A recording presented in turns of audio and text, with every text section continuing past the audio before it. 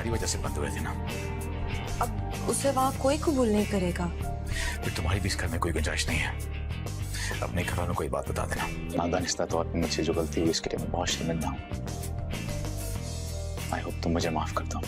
तकदीर का हर फैसला मंजूर, लेकिन आपका ये आखिरी फैसला नाकाबिले फहम है।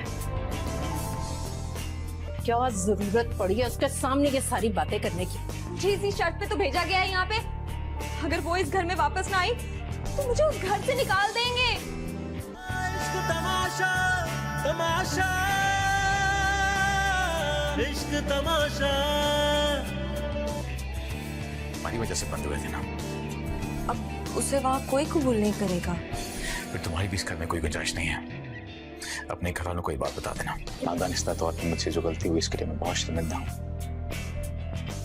आई होप तुम मुझे माफ कर दो। तकदीर का हर फैसला मंजूर, लेकिन आपका ये आखिरी फैसला नाकाबिले फहम है। क्या जरूरत पड़ी है उसके सामने ये सारी बातें करने की? मुझे इसी शर्त पे तो भेजा गया है यहाँ पे।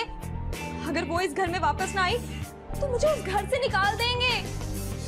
इश्क तमाशा तमाशा इश्क तमाशा।